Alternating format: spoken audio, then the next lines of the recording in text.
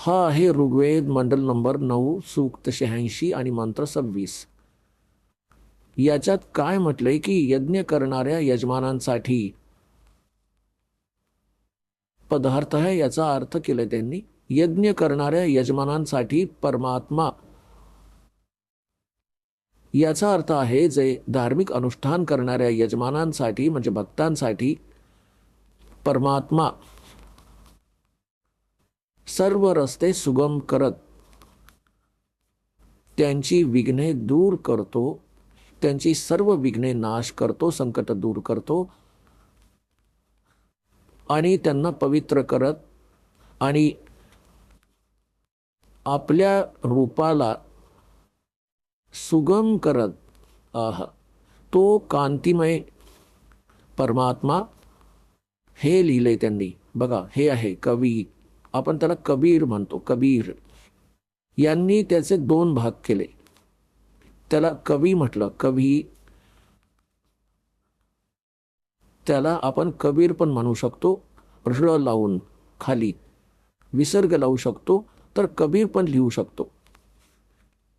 तर हे इथे त्यांनी अर्थ लावला की सर्वज्ञ आहे, कारण की ती परमात्म्याच्या महिम्याची माहिती आहे की यज्ञ करणाऱ्या यजमानांसाठी परमात्मा म्हणजे भक्तांसाठी भगवान सर्व रस्ते सोपे करत त्यांच्या विघ्नांना दूर करतो आणि त्यांना पवित्र करत आणि आपल्या रूपाला सुगम करत तो कांतिमय परमात्मा, इथे लिहायचं होतं, ते नाव लिहायचं होतं कबीर देव, कबीर साहेब, विजेसारखी क्रीडा करत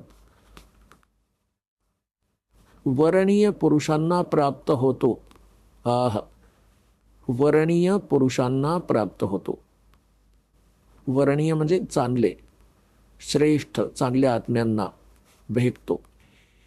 आता इथे हा कॉन्सेप्ट क्लिअर करावा लागेल की अनुवादकर्त्याने, आता बघा, यांनी प्रयत्न तर खूप केले लपवायचा, पण परमात्म्याने तरीही सत्य लिहूनच घेतलं त्यांच्याकडून. इथे त्यांनी कबीरचा अर्थ दिला सर्वज्ञ, असं लिहायला नको होतं. जसं काही ठिकाणी यजू लिहिलं, यजू, तरीही यजुर्वेदाचा जिथे महिमा गायला जातो आणि तिथे केवळ यजू किंवा यजून असं लिहिलंय, तर अनुवादकर्त्याचं कर्तव्य असतं की त्याने लिहावं की यजुर्वेदाविषयी माहिती आहे. तर असं बघा दयानंदांनी केलंय. हा आहे यजुर्वेद, हा आहे दयानंद कृत, ह्याचा संपूर्ण अनुवाद महर्षी दयानंदांनी केलाय. प्रकाशक आहेत सार्वदेशिक आर्य प्रतिनिधी सभा 2/5, महर्षी दयानंद भवन, रामलीला मैदान, नवी दिल्लीहून. फोन नंबर असे आहेत. हा, हे महर्षी दयानंद सरस्वती कृत, हे बरोबर आहे. 40च्या 40 अध्याय ह्यांनीच अनुवादित केलेत, म्हणजे 1.5 वेदांचा अनुवाद केला त्यांनी 4ही मधून. मुद्रक आहेत Prince Offset Printers, 1510 Pataudi House, Daryaganj, नवी दिल्ली. आता ह्याच्या 36व्या अध्यायात हा आहे षट त्रिशोध्याय, म्हणजे 36वा अध्याय आरंभ.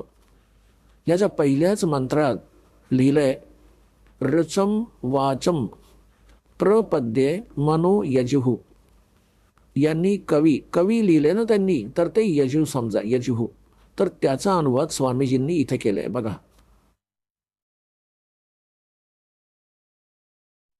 तर इथे फक्त यजू होतं, तर यजूचं कंसात लिहून पुढे त्यांनी लिहिलं यजुर्वेद.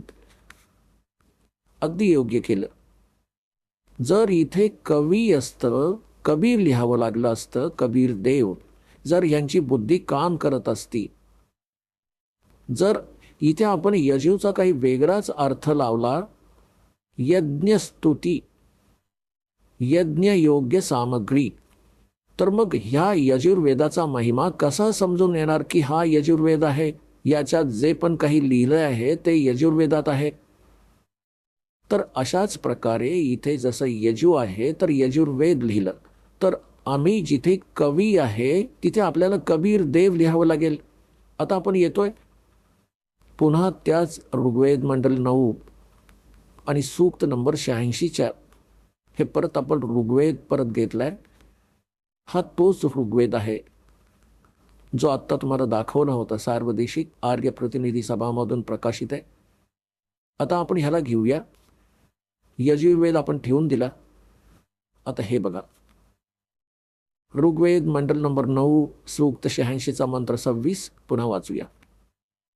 यज्ञ करणाऱ्या यजमानांसाठी परमात्मा सर्व रस्ते सुगम करत त्यांच्या विघ्नांना दूर करतो, त्यांच्या संकटांचा नाश करतो,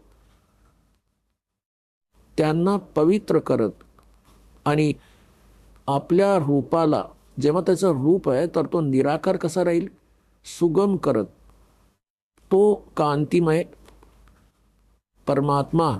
इथे लिहायचं होतं कबीर देव. इथे त्यांनी कवीचा अर्थ सर्वज्ञ केला.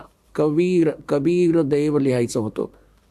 आपण त्याला कबीर साहेब म्हणू लागतो. जसं इथे आहे कबीर, तर त्याला आपण कबीर म्हणतो. वला आपण ब म्हणतो लोकल लँग्वेजमध्ये. ह्याच कारणाने तो आमच्या मतानुसार कबीर आहे.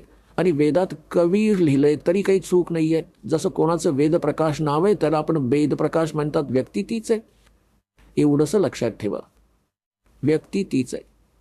तो कबीर देव विजयसारखा क्रीडा करत वर्णीय पुरुष म्हणजे श्रेष्ठ आत्म्याला प्राप्त होतो. चांगल्या आत्म्याला पुढे मिळतो. आता बघा, आणि तो कुठे राहतो, 27 मध्ये. जो परमात्मा धूलोकात, धूलोक म्हणजे तेजोमय सतलोकाच्या 3ऱ्या पृष्ठावर विराजमान आहे. म्हणजे एका स्थानावर बसला आहे तो भगवान. आपण ऐकत होता जगद्गुरु तत्वदर्शी संत रामपालजी महाराज यांचे मंगल प्रवचन, ज्यांच्या शुभ आशीर्वादाने संपूर्ण विश्वामध्ये 500 पेक्षा जास्त नामदीक्षा केंद्र आहेत, जिथे निशुल्क नामदीक्षा दिली जाते. निशुल्क नामदीक्षा प्राप्त करण्यासाठी आणि अधिक माहितीसाठी संपर्क करा 7030303951 7030303952. अद्वितीय आध्यात्मिक ज्ञान वाचण्यासाठी, पाहण्यासाठी आणि ऐकण्यासाठी संत रामपालजी महाराज ॲप अवश्य डाउनलोड करा किंवा आमची वेबसाईट www.jagadgururampalji.org वर विजिट करा. आम्हाला सोशल मीडियावर फॉलो करा. सर्व पवित्र धर्मांच्या पवित्र शास्त्रांवर आधारित प्रमाणित अनमोल पुस्तक ज्ञानगंगा किंवा जगण्याचा मार्ग यापैकी कोणतेही एक पुस्तक निशुल्क मागवण्यासाठी आपण आम्हाला आपले पूर्ण नाव, पूर्ण पत्ता, पिनकोड आणि फोन नंबर सह लिहून 7030303951 किंवा 7030303952 या नंबरवर SMS करू शकता किंवा 7030303950 या नंबरवर व्हॉट्सअप देखील करू शकता.